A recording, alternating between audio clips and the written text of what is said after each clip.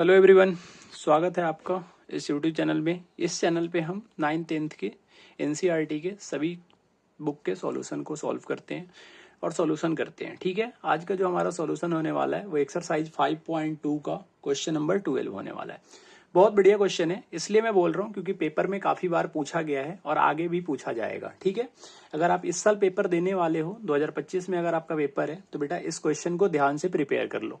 क्यों? क्योंकि ये क्वेश्चन जरूर आएगा, या तो आपके प्री में आए, प्री बोर्ड में आए, या तो बोर्ड के पेपर में आएगा, फाइनल में आएगा तो सही। ये क्वेश्चन क्या बोल रहा है, बड़े ध्यान से क्वेश्चन को पढ़ना। क्वेश्चन बोल रहा है 2 AP, 2 AP है, have the same CD। 2 AP हैं जिनके कॉमन डिफरेंस सेम है। अगर 2 AP हैं उनके कॉमन डिफरेंस सेम है तो बेटा जरूरी नहीं है ना कि दोनों AP का फर्स्ट टर्म सेम हो सकता है फर्स्ट वाले AP का फर्स्ट टर्म कुछ और हो, सेकंड वाले AP का कुछ और हो। जैसे मैं अगर एग्जांपल के लिए यहाँ पे एक AP लिखता हूं, मान लो 3, 5, 7, 9, ऐसा मैंने एक AP लिख दिया, और एक मैंने AP लिख दिया यहाँ पे 4, 6, 8, 10। आप देख रहे हो इन दोनों के AP के अगर इसका आप D निकालोगे तो 2 आएगा, इसका भी D 2 आएगा। लेकिन ये दोनों AP अलग अलग AP हैं, दोनों का A अलग है। इसका मतलब ये जो AP है इन दोनों का A अलग होगा। तो पहले इनको हम लेट कर लेते हैं। आप लेट कर लो कि let the first term of 1 AP, एक AP का फर्स्ट टर्म को आप A लेट कर लो, कैपिटल A, और एक AP के फर्स्ट टर्म को आप क्या लेट कर लोगे, और सेकंड AP को आप लेट कर लो स्मॉल a।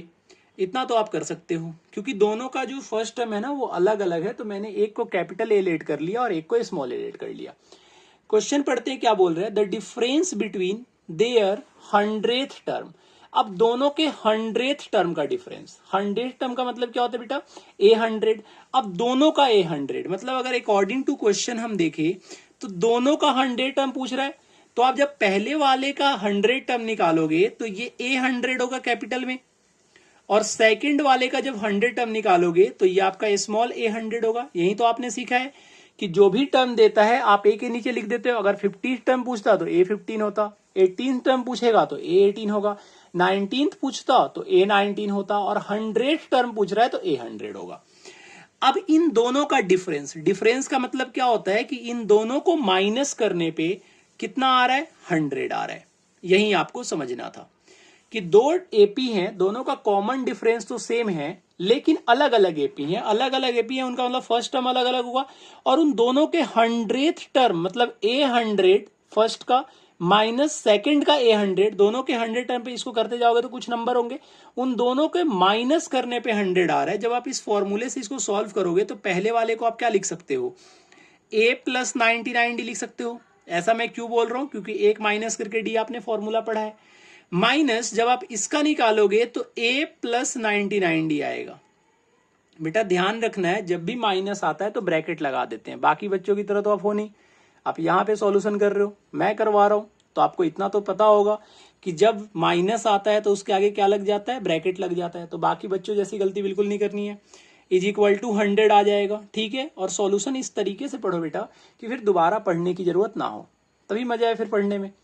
नहीं तो फिर आप अगर अभी कर रहे हो सॉल्यूशन, फिर आपको फिर से देखना पड़ रहा है, बार बार देखना पड़ रहा है, तो फिर आपने ढंग से क्वेश्चन करा नहीं है। तो इसलिए अच्छे तरीके से एक एक लाइन समझ के क्वेश्चन को कर लो। ये आपका होगा A + 99D। जब आप ब्रैकेट को सॉल्व करोगे तो ये -A - 99D हो जाएगा। अच्छा, मैंने D को ऐसे क्यों लिखा है, D अलग अलग क्यों नहीं लिखा है, क्योंकि कॉमन डिफरेंस सेम था। मतलब फर्स्ट वाले का अगर D स्मॉल d से लेट किया है तो सेकंड वाले का भी D स्मॉल d होगा। अब इन दोनों को जरा गौर से देखो, ये 99 कट गया, मतलब ये जो 2 AP दिए हुए हैं इनके फर्स्ट टर्म का भी डिफरेंस कितना है, 100 है। ये एक आपको इक्वेशन मिल गया। अब इस इक्वेशन का करना क्या है, आगे देखते हैं।